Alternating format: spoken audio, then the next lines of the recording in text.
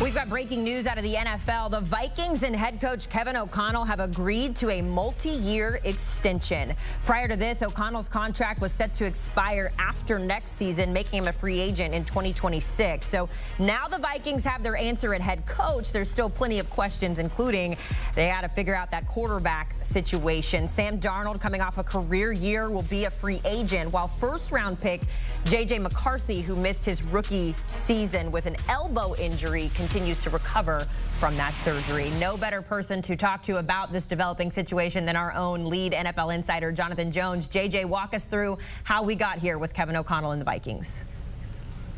So Kevin O'Connell has done a fantastic job with the Minnesota Vikings. There's no question about it. 2 seasons that he's had double-digit victories. Obviously wants to get that playoff victory. They weren't able to do it 2 seasons ago, and then of course this past postseason not getting the job done there against the LA Rams. But Kevin O'Connell, they knew that this was the guy that they ultimately wanted to land in Minnesota. They wanted to lock him up.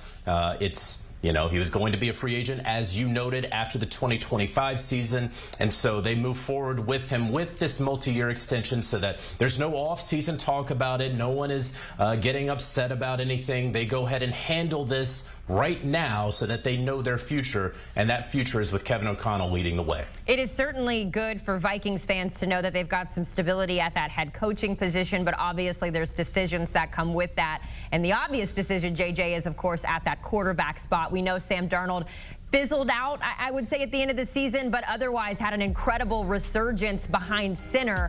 The only problem is they also have J.J. McCarthy on the roster, their first-round draft pick that they traded up for last year. So, J.J., that's obviously got to be top of mind for KOC as he starts this next contract here. Yeah, no question about it. There's going to be some decisions that they're going to have to make here over the next 7 or so weeks. They certainly love J.J. McCarthy there. They have monitored his progress throughout.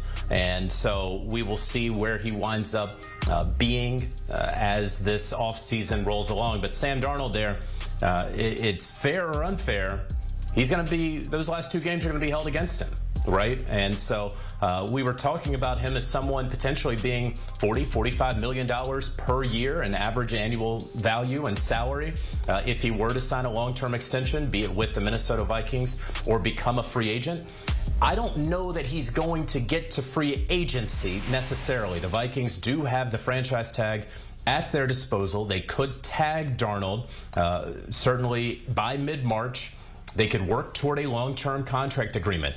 If that were to happen, what would be the future of J.J. McCarthy with the Minnesota Vikings? Would they look to trade him somewhere, probably before the draft, to a quarterback-needy team? Or would they hang on to both of those players if a long-term deal could not be reached? So those are a number of questions that the Vikings have to get figured out. Again, they love both quarterbacks. I believe they like to keep both quarterbacks, but sometimes in the real world, you don't always get what you want. So these next few weeks, a couple months, are going to be very consequential for the Vikings, certainly for Kevin O'Connell. Now that he has this new deal, who's going to be his quarterback of the future moving forward? I love that we showed that graphic as well, because it reminded me that Daniel Jones is also a quarterback option for them going forward. They acquired him after things didn't work out in New York, but some other pieces on there too. Aaron Jones, Cam Robinson in the defense too.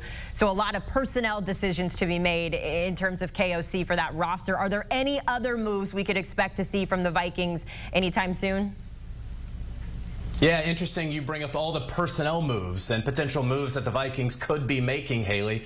Here's one that I believe that they will be making this offseason. The general manager, Kwesi Adofo-Mensah, I believe he is next in line for a contract extension with the Minnesota Vikings. In fact, I'm told that those conversations already underway in Minnesota. They were brought in together, and so I believe that this extension will certainly take place for a general manager who put together a roster that, frankly, a lot of folks did not believe in this season, certainly when J.J. McCarthy went down. But even before that, remember when they signed Sam Darnold to that one-year, $10 million contract? That was a fantastic signing, but no one really thought that the Vikings would be battling for the #1 overall seed as late in the season season as they did in the NFC. So it certainly is a credit, of course, to Kevin O'Connell, the head coach, and certainly a credit to Kwesi Adofo-Mensah, the general manager. And now we know that KOC has his deal. Kwesi, at some point over the next couple of weeks or months, will have his extension in Minnesota,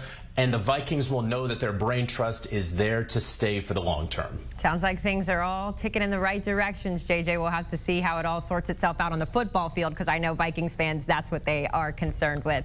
Our Jonathan Jones joining us here at CBS Sports HQ to break down that KOC extension.